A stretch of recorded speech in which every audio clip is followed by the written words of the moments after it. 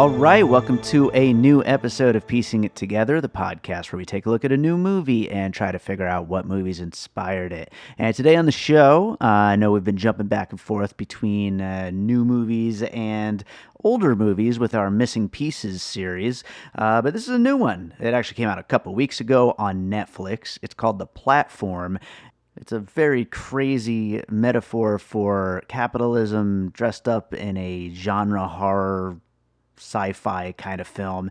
And I'm glad that our guest for the episode, David Quinones, my buddy Q from Bird Road, from here in All Points West, he brought this movie to my attention because I probably would have never seen it otherwise, and I really actually enjoyed it. I talk a lot of shit about Netflix, but this is a good one. This is a very good one. You should definitely watch it before we get into this conversation if you haven't yet. You should also make sure you're subscribed to Piecing It Together on your podcast app of choice. You should rate and review us on Apple Podcasts and Podchaser. You should follow us on social media at Piecing Pod and join the Facebook group Popcorn and Puzzle Pieces. There. I just ran through all that real quick.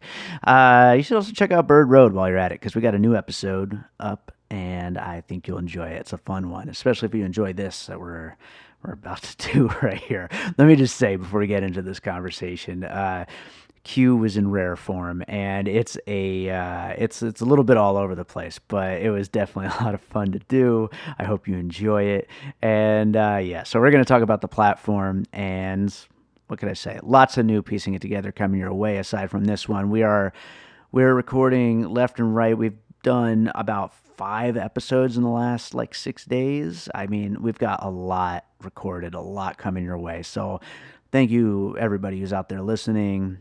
Right now, let's talk about The Platform. Well, joining me today is David Quinones.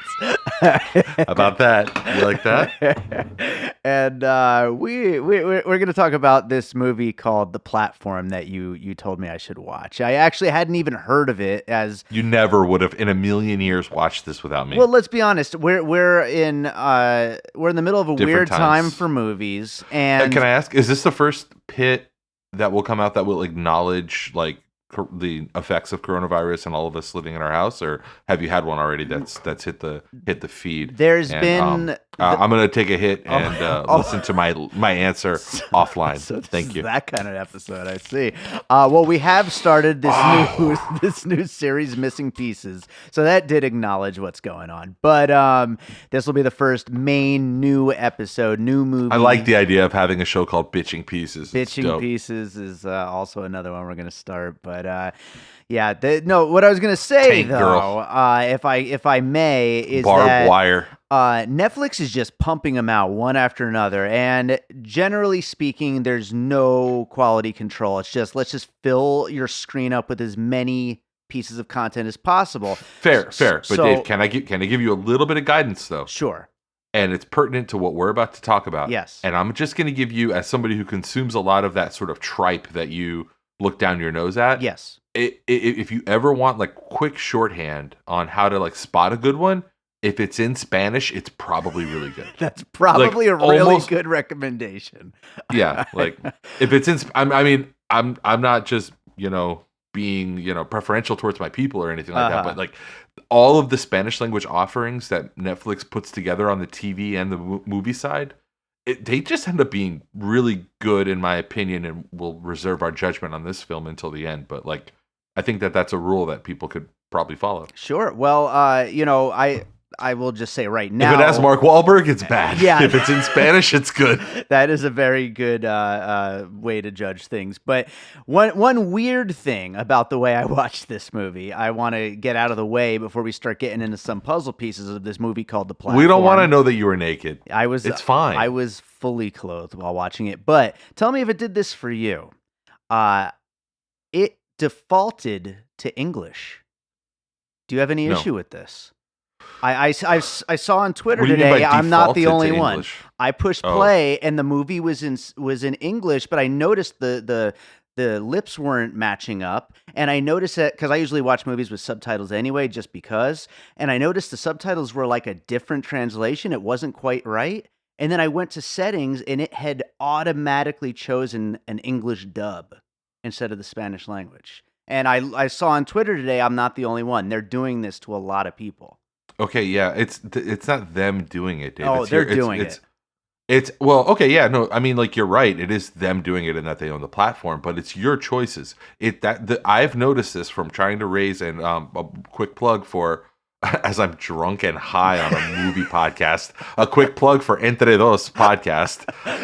For any kids Also a member of All Points West. As somebody who is working really hard to raise a bilingual daughter and exploring the language options on all the streaming platforms all the time and vetting them too, listening, because sometimes they suck and you would rather your kid not listen to the Spanish version because it actually is bad Spanish or poorly done, right? But by the way, I will say that the best platform out there for that stuff, Disney Plus. Disney Plus is so good at like they really transcreate. They don't just translate. They like actually make content. They rewrite the content. Interesting. But to your point, what you're experiencing is a result of your own. It's algorithmically designed, or resulting from your own behavior. Well, like what you do. You're sitting here making a big assumption about me that I don't just randomly watch movies in Spanish for no good reason. No. I'm not making that assumption about you.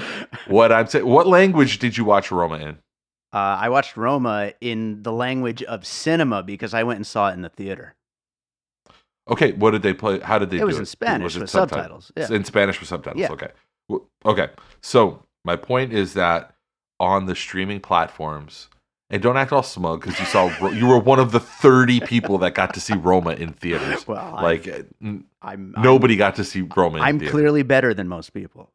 So yeah, I will tell. I'm not making any base judgments about you. What I'm telling you is my own experience as a parent trying to raise a bilingual kid and exploring language options on the different streaming platforms. What I found is, it makes that judgment for you. It makes the judgment. It's whatever hundreds, thousands of hours of television and movies that you've watched on Netflix over the course of the years, that data is informing their decision to serve that up to you in English and not in Spanish. And I can tell you that because it served it up to me in Spanish. Yeah. I guess there's going to be a lot of that where it's, with the algorithms and all that stuff, it's going to figure things like that out and decide what you're going to see. That actually brings me to one more question that I wanted to ask you before we get into some puzzle pieces. Was this a movie that was on your radar before it hit your Netflix feed, or was it something you were just like, oh, that looks interesting? Piecing it together, and Bird Road listener and my colleague, Sam Rodriguez, props out to Sam, creative director at my agency where I work. He put it on my radar, and he was so adamant about it. And we're living in these weird times where like we all have this like buffer, even parents, we have this buffer of like bandwidth. It's not like we don't have more time living under this, COVID-19 situation. It's like we don't have more time. It's just that everything is fluffier and begs to be filled in. And I had like an hour and a half that begged to be filled in. And based on Sam Rodriguez's vehement recommendation, I popped it on and was hooked immediately. Yeah. I knew nothing about it. Yeah, I'm really glad you brought it to my attention. I probably would have skipped it, but yeah, I'm glad to be talking about it, and this is going to... It is out there in the zeitgeist a little bit. I think people are talking about it on social. It is. It's not like one of those ones that you were talking about that just kind of comes and goes, and it's just like, oh, just some other trash movie or whatever. No, this is definitely top tier Netflix. Yeah, this is, I mean, it may have like showed up out of the blue, but it's definitely captured some attention. But I'd say why don't we jump right in, because this is a weird movie, and we'll have plenty to talk about. Why don't you go with your first puzzle piece? So I'm going to go with my first one, and I think I'm going to be stealing one from you probably if I had to bet. Tell me if I do or don't. My first puzzle piece is 2013's Snowpiercer, which of course was directed by Bong Joon-ho, starring Chris Evans, Tilda Swinton, Kang Ho Song, who we've all gotten to know in the last year, along with Bong Joon-ho, who we've all gotten to know in the last year from Human Boy, Parasite. So Snowpiercer was an English language movie, mostly English language, although I think there was some Korean spoken by some of the characters. That focused on a level-based near future dystopia, right, where underclasses were subject to scorn and subject to oppression and subjugation from lower classes were subject to those things from upper classes, right? From the upper class. Sure. And it was this unapproachable, unassailable, not broken. Actually, it was working perfectly, working exactly the way that it should system. Exactly. That, and what our story was in both of these movies was getting to watch characters to varying degrees of success. Actually, no, let me take that back. To pretty much the same degree of success. Challenge those structures and take them on and try to defeat them and incur huge losses along the way. And ultimately, I also think that they both share these movies probably the same weak point, which is the ambiguity of the ending and not really knowing like, okay, so then what? All of a sudden, this is just like an art film that, like a student art film at the for the last 10 minutes. I don't get it, but that we can talk about that later. But yeah, so Snowpiercer, which I don't know if you ever saw that, Dave. I really like that movie. I finally watched it last year, and I know that movie gets so much praise. I didn't like it that much. I like this a lot more than Snowpiercer, but it's definitely, the comparison is like right there. It's a vertical version of Snowpiercer, basically. Right. Yeah. And yeah, I mean, that's a perfect first puzzle piece to kick this off. Yeah, exactly. Yeah. So, but yeah, no, I think that's definitely the first thing I think either of us would have to bring up, because it's such a clear comparison there and just fits so well.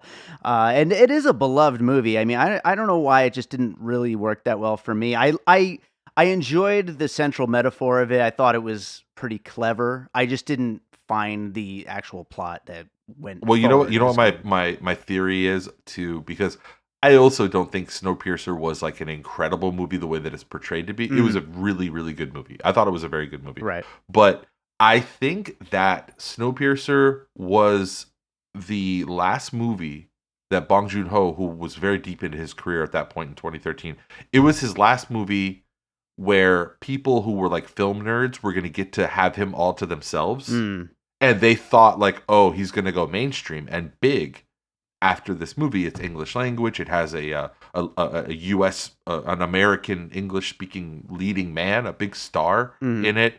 Okay, Bong Joon-ho is about to go super commercial, so like let's all be in on the fact that we were in on him in day one, right? Like we've always known about him, and so it got a lot of that critical acclaim and film Twitter love and shit like that from people kind of just saying like, oh yeah, we've known about Bong Joon-ho forever. And but what's funny is he didn't really hit until just last year. Right. Yeah. No. Because this movie missed the mark a little bit. Like I think it got good attention, like you say, but it didn't really like take over.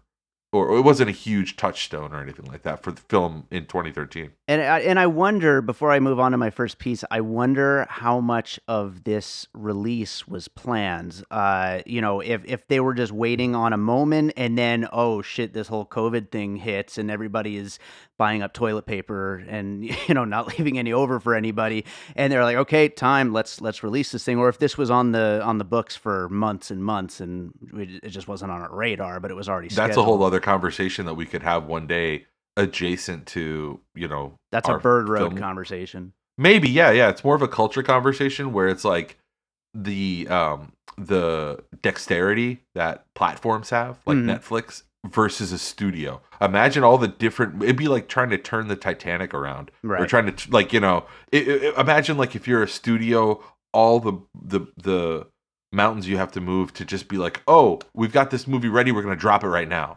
Like it's implausible. I mean, during a non-COVID time when there's movie theaters involved and that's like what South Park used to do with the whole 2 week 24-hour turnaround or 36 hour 36 hour turnaround. I think it was. Yeah, that's crazy. All right, well, I'll jump into my next piece, which is the movie Saw from Lee Winnell, who just had a big hit with the Invisible Man remake. But Saw, this movie, so not to get totally in and just go beat for beat about what the story is, but basically these people they wake up in this prison-like situation where there's 333 levels and 2 prisoners per level, and every 30 days they get switched. They fall asleep, I guess, and or drugged, I'm guessing, and taken to another level where they live at a different, basically, as a metaphor, they're on like a different level of society. They get different, there's Wait, Dave. Uh-oh, here we go. It's like capitalism, man. They're talking about capitalism. There you go. So anyway, basically, it's a lot like Saw over and over again, happening every 30 days. You wake up in this room with another person. You have no fucking clue what's happening, and you have to kind of piece together what's going on and what the scenario is, what the danger is, and how the hell you're gonna get out of that situation. And there's some really interesting twists and turns with the different cellmates he ends up having along the way. The main character, his name. What is it? Goreng? Goreng. Okay, yeah, the main character Goreng. But just some interesting little matchups he's with, and each one provides for some really different kind of story elements. But yeah, I mean, just that kind of I think like situation. At the end of it, it's like the platform was the friends that you made along the way. There you go. And I think that really makes a lot of sense when you put it that way. I don't know. Is there a term of art in film for trapped in one place, single location type? Yeah, shit. Single location film, basically. Yeah, but this is multiple single locations because each floor kind of brings with it its own set of challenges and its own surroundings, whether the people above and the people below and all that. Let me ask you, have you given thought to probably one of the most impressive things about this movie is that it made it look like you really did feel like it was an enormous expansive labyrinth that you were in, but they probably just had that one room. Sure, absolutely. I mean, like they probably just constructed a soundstage of that one room. Yeah, and you felt like you were in this enormous building. They probably only had 2 sets. They had or maybe 3. They only had 3 setups when you think about it. That interview office-y area, right? The room, which 99% of the movie happens in, and then the kitchen. Yeah, exactly. That's incredible. That's like really innovative filmmaking. That's a movie that looked like it was like a $70 million movie that probably was really only like $25 million. Sure, absolutely. Well, that's. It seems like when you go out of the country, out of the United States, you get some really inventive filmmakers who can do a lot with very little. So you know what? I'm gonna do my single scene. Or single location selection that I have. Sure. And that is, it's a little bit offbeat, or not offbeat, but off topic, I should say. But it is 2002's Phone Booth, directed by Joel Schumacher, starring Colin Farrell, Kiefer Sutherland, Forrest Whitaker. Beyond just the immediate surface level, like, it all happens pretty much in one place with a couple of other establishing shots or contextual shots that are from places elsewhere. Beyond that, it mostly just happens in that one spot. What really reminded me of Phone Booth, which is a much more harried sort of Tony Scott, Joel Schumacher style crazy madcap type movie than this is. So tonally, it's very different. But at its core, you have a character who is a bit overconfident, who thinks he knows what he's gotten himself into, and is slowly over the course of the movie taken apart, like piece by piece. Yeah. And he spends the inertness of his motion, the fact that it feels like Colin Farrell's character goes all over the map during that movie, but he really doesn't move more than 10 feet in any direction from where he is, right? And he becomes such a different character by the end of the movie. He's something completely transformed. He is completely disillusioned. He's ruined, and he is changed in a really fundamental way. Like there's no, going back to what he was before that. And that's why it reminded me a lot of Phone Booth, a movie that, again, I think this is maybe the 10th or 11th one of these that I've dropped during my guest appearances on this show. Another saw it next to Jewish Dave. That's in true. a movie theater. That might be one of the earliest movies we went to see, I think. No, we had already been going for years to movies by that. It was 2002. We started going to movies in like 99 together. Yeah, I guess that's true. At least in groups. Yeah. We were going in groups in 99, and then we didn't hang out with people anymore, and we would just go together. So it might have been one of our first solo dates. Is that what you're saying? Okay. Perhaps. I like it. No, I think Jay and Silent Bob was our first solo date. Oh, nice. That's a good one. Which was like 2000, maybe. I don't know. That's a good one.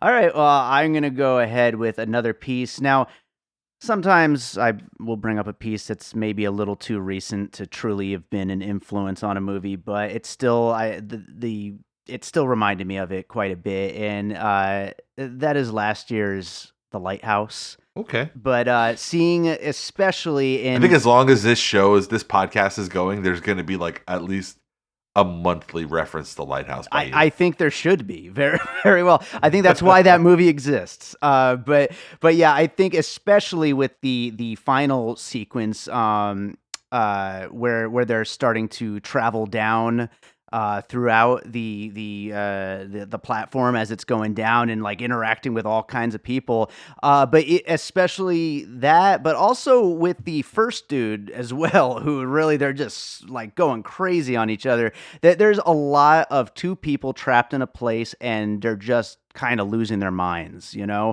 because of the situation that they've found themselves stuck in, because of the hopelessness of it, and because of just the scenario that they're really in, that they're all just like very much losing their shit constantly. And there's a lot of that to this. And, I like a movie where people are going a little crazy along the way. And so that's why I think this really worked pretty well for me. Yeah, I think the analog is more there, like just the first act. The first act is... I think so. Yeah, I think you're right. The first act the most, more than anything. Yeah. So I like that. What do you got next?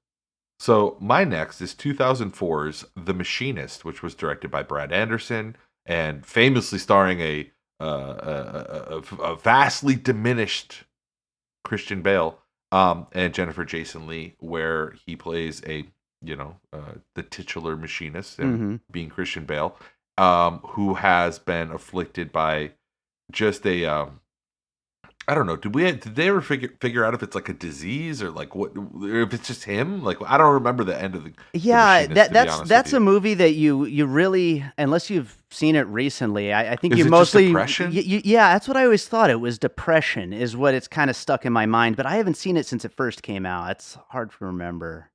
So there was a movement like right there. I think I could almost pinpoint it to like 2003, 2004. A certain type of gritty, David Fincher-ish kind of like a second generation David Fincher. In this case, it was Brad Anderson. I'm also thinking of the movie The Woodsman, which you and I went and saw, I think, the same year in 2004. That had the plot of The Machinist is completely extraneous. Like, it has nothing to do with the platform. What I'm thinking of is purely aesthetic. It's just the way that the movie looked, the way that it felt, the way that Brad Anderson was able to sort of put this tension behind every scene, and the way that he would play with short and long shots, and the way that really the film was shot. Again, aesthetics. Yeah. And the feelings that the aesthetics and the cinematography would pull out. I love that, man. It reminds me, again, I say like Dime Store David Finch, but Dime Store David Finch is like pretty good. Like, if you're Dime Store David Finch, you're making something pretty fucking good. So I'm okay with that. Yeah, and I think that is David Fincher. I don't know why I'm saying David Fincher. Yeah. Sorry. Sorry, film nerds. I'm so sorry. I've had 4 beers and I had sex 6 years ago and have a kid. Apologies. I'll write a blog post about what a vagina feels like. I'm sorry. I'm sorry I'm smoking weed in a state where we're not sure if it's legal. This is the effects of COVID-19. Oh yeah, people want to talk about like being on a ventilator and intubated and dying and stuff like that. No, I'm the victim. Me. It's about me. Oh, speaking of me, I'm gonna go with another puzzle piece. How about that? 2001's Me. So this is one, much like your last piece, which I haven't seen in forever. This is one that I haven't seen in forever. I'm not sure. There's 3 of these movies. I'm pretty sure I only ever saw the first one, which is 1997's Cube. Oh, I've heard of this. I haven't seen it either. Yeah, I haven't seen it since back when it came out, but I do remember that these people, they awaken in these small rooms, and they have to figure out, what the situation is, and how they're going to get out. And I believe they had to come up with plans together and stuff like that to really make the most of the situation. And so, like I said, it's a little fuzzy. It's been since way back. I think I saw it in the theater, and that was the last time. But it definitely, that the whole setup, the whole scenario of just waking up over and over again in these rooms and just trying to figure out your surroundings, figure out who these people are that you're now being paired up with, and figure out how you're going to survive from there. It definitely made me think of it. Was it good? Do you remember? Was it a good movie or? That's a really good question. I think I liked it. Was at it the like time. Event Horizon-y, 90s Event kind Horizon of is a fucking scary ass movie. Cube, I No, don't I mean remember being we all scary. agree that Event Horizon is Yeah. a classic. But I'm saying was it Event Horizon-y or maybe like Sneakers or something like that? Or I remember it being an early kind of blow your mind kind of movie. Like, whoa, that's fucking crazy. Really cool, interesting, smart sci-fi. So that's funny. One day we got to talk about movies that were the movie before the movie. Mm-hmm. What was the Christian Bale movie that was The Matrix? It came out 2 years earlier than The Equilibrium? Matrix. Equilibrium, yeah. Yeah. And it was just okay, well, this is The Matrix. And it's no, here's The Matrix. Yeah. And The Matrix was 25 million times more popular and successful. Oh, yeah, for sure. Yeah. Okay. All right, what do you got next? Okay, so next up, this is my last piece. Okay. This has probably been used before on your on the show. This might have been used before on a show that we've done together, but by you instead of me. 1988's They Live, directed by John Carpenter, famously starring Rowdy Roddy Piper, Hell yeah. and Keith David, Meg Foster. And I picked this movie because there are movies that are subtle digs, and there's entertainment that are subtle digs at capitalism and subtle digs at authoritarianism and at the American system, the American way of life. But this is one of the more on the nose, but at the same time very satisfying depictions or criticisms, really, of a sort of hyper capitalist dystopia, near future where we are commodified in brutal ways. We're under repressive control from an unseen force. So if you watch They Live and then this the platform as a double feature, they don't look or feel or sound anything alike. Sure. But they do have that similarity, and I would venture to guess that the creative team behind the platform is probably have seen John Carpenter's They Live. Yeah, I think it was Sorry to Which Bother we You. all have. It's a great movie. It's a huge movie. I mean, it's one that's a little forgotten to time, except by film Twitter and film nerds. But it's really good. Yeah, it was Sorry to Bother You that we did together, that we brought up They Live on. And yeah, I mean, any sure. kind of movie that's gonna take on capitalism has gotta, they have to love They Live.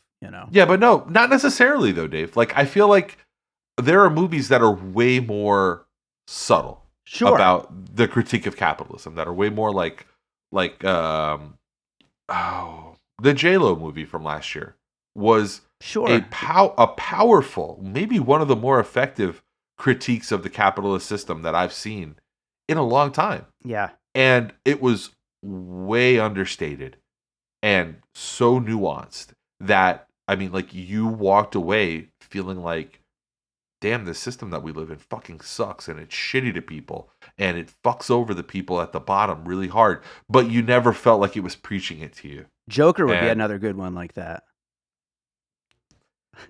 Moving along. Is there a rule against using bad movies as a puzzle piece? Hey, I like Jokers, so but it's not that. So, so I got two more pieces. So I was almost not going to bring this up, but I felt like I had a really good comparison to make, so I'm going to, and that is Darren Aronofsky's Mother. I wasn't going to bring it up because, yes, I do bring it up a lot, but I felt like I had to because there's a very specific thing that happens in Mother that I don't really see in many other movies. Maybe you'll call out one right away as soon as I bring this up, but it happens in this movie as well.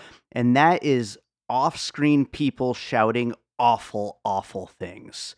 As we're going through, going down the platform and getting into the lower levels, and people who have really gotten the shit end of society's stick and getting the worst of the worst hand-me-downs with the food and everything. You've got some people just screaming obscenities, and there's people, and then there's people above them like shitting on each other. Like there's just some of the most awful shit being thrown and yelled all over the place, and a lot of it is from off-camera people. A lot of it is people you just catch a quick glimpse of, and that just reminded me a lot of the way in Mother is just lots of just awfulness just going around at every level. You know, I don't know. Do you have another version of that I could have brought up? Like Mother, yeah, the awfulness. That's I'm trying to think of the directors that do that, who like have shit come from off camera.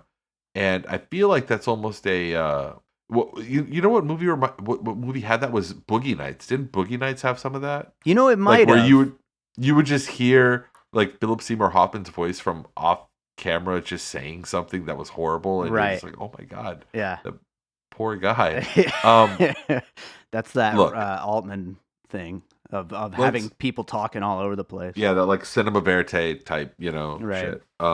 So let's wash that pick out of our mouth with something that tastes even worse. Okay, yeah, because this one is actually ridiculous. My last. I've got one. Oh, you do have one more? Okay, you do. Yeah, I just threw one together. That was I've never seen this movie.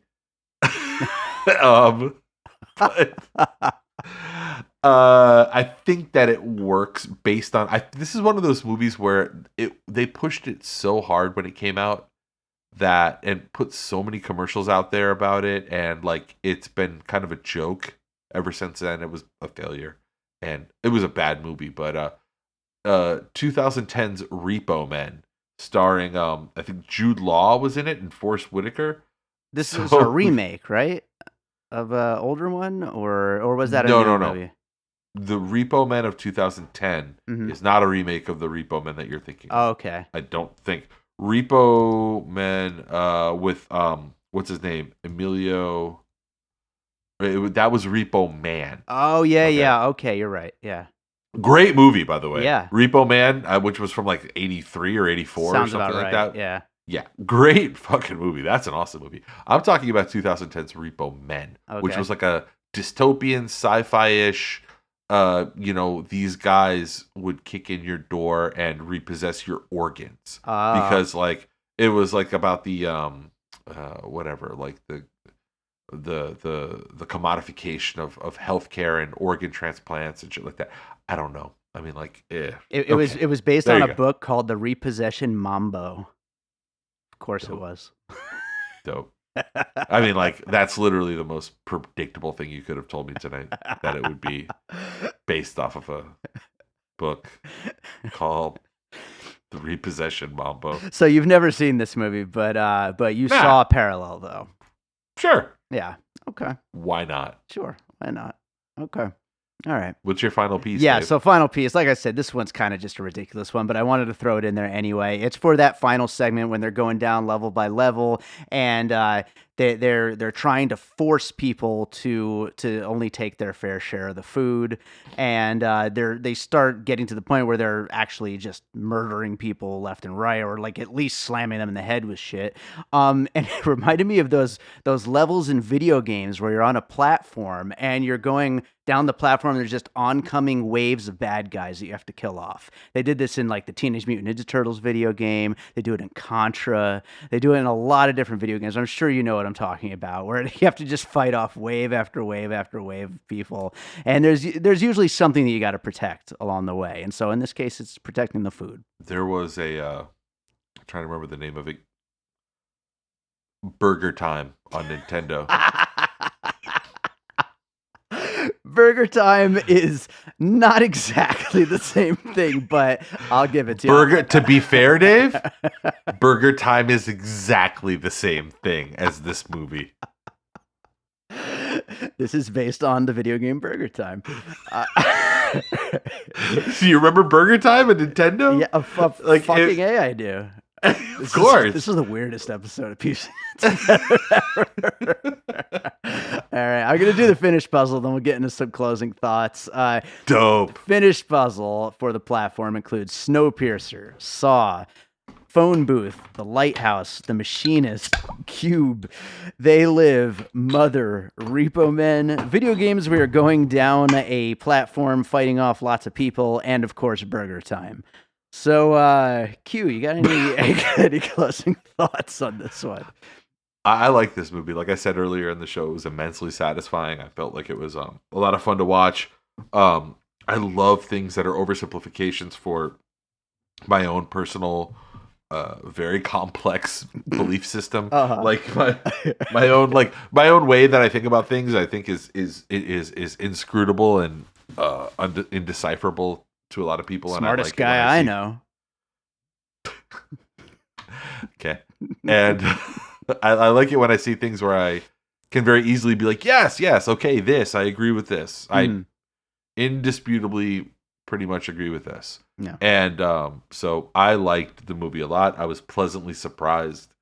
I didn't know that it would be this good. It was very well done.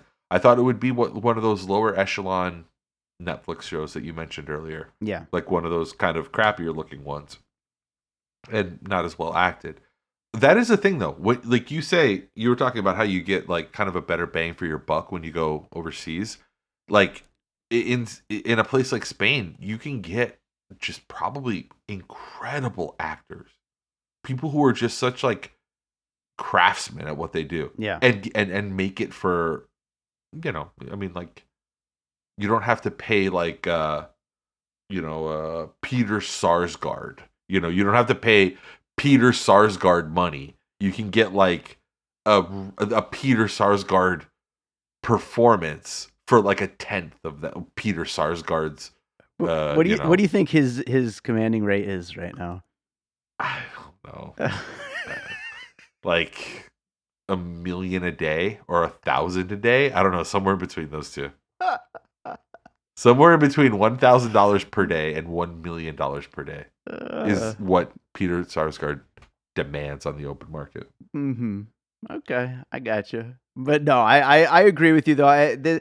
There's the central metaphor of this is pretty on the nose, but it does it in such a way that it's really entertaining to watch, and it's pretty clever, and I think everybody involved is doing really great work. I also wanted to shout out the music, which I thought was fantastic. I would butcher the guy's name, so I'm not even going to try. But just really, it's a great movie. I'm really glad you brought this one to my attention. One last thing I wanted to bring up: the food in general in this movie is absolutely disgusting. I mean, it goes from amazing looking at the top, and then just a couple floors down, it's the most disgusting thing in the world. But it also brought to mind something that we've talked about before, which is my whole weird like glitch in the matrix theory when I'm walking down a grocery store aisle and I see too much food, and I think it's just not right. I think there's something like inhuman about it, like immoral and just weird and wrong, and that's the same feeling I got when looking at that food and knowing it was just going to just get grosser and grosser and grosser as it went down that platform. And it was just, I don't know, I just thought it was pretty interesting how it captured that feeling. Aranzuzu Callejo. Good. Thank you. Yeah, I've got his name up right here. So I think you did a good job. So thank you. That's the composer who did the great score for this movie. Yeah, I never heard of the person before, but I wanted to just shout them out if you couldn't say their name right. There you go. they've never done anything else that you've seen. Yeah, it looks like all foreign language things that I mean, Um, I haven't heard of any of these particular ones, but yeah, I think that about does it. Q, do you have another movie you saw recently you'd like to recommend to our listeners here at Piecing It ooh, Together? is this a new thing? This is I we're- don't think I was doing this last time, but we do this every time now. Let me think. What have I seen lately? I had recently rewatched They Live, which is funny.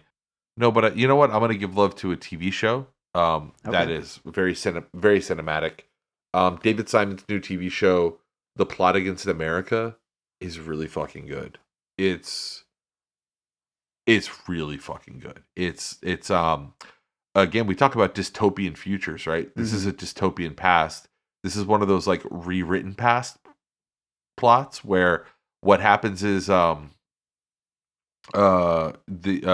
FDR loses for his third term that he ran for in 1940. He loses to, instead of who the Republican nominee was back then, it was they in this revision of the past, FDR loses to Charles Lindbergh, the famous pilot, the guy that, also famously was a victim of, kidnapping. But I think a lot of people forget to this day was a huge anti-Semite and a huge anti-Nazi interventionist. Like, he did not want to get the U.S. involved in World War II. And his position was tacitly, he would never come out and say this, but tacitly, him and anti-Semites of the time, what they were saying was like, whatever, it's actually good that the Nazis are killing all the Jews.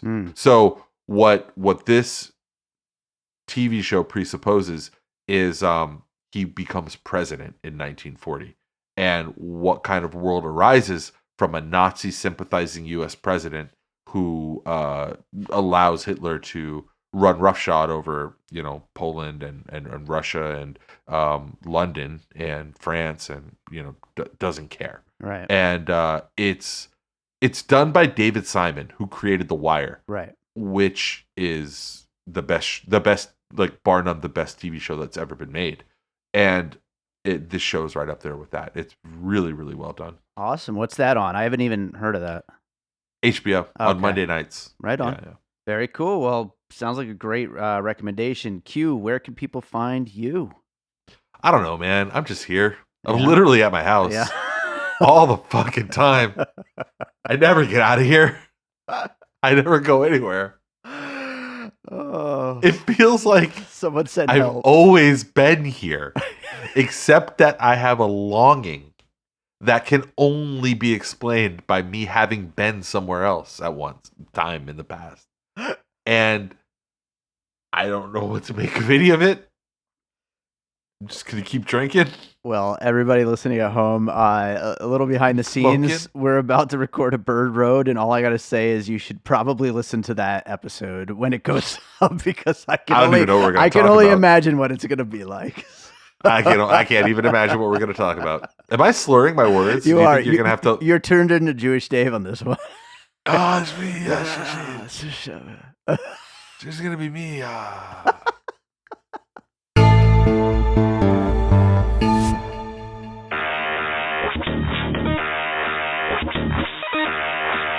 Everyone, no matter how big a geek you are, has movies that they haven't seen that have other geeks saying, "How have you never seen this movie?" Well, we're here to help. At the Now You've Seen It podcast, we help you fill those gaps in your geek cred one movie at a time. Each episode, a guest who is watching the movie for the first time joins our rotating cast of hosts and panelists to discuss the movie and compare seeing it through fresh eyes versus seeing it with eyes filtered through the lens of nostalgia.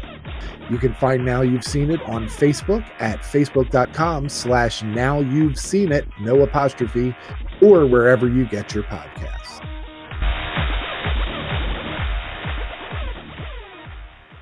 All right, I hope you enjoyed that conversation about the platform. Also, you should check out Now You've Seen It. I was just on it recently talking about John Carpenter's The Thing. It was a really fun conversation. Good show. Go check it out. And you should also check out Bird Road. You should also check out All Rice No Beans, and you should also check out Awesome Movie Year and check out Entre Dos.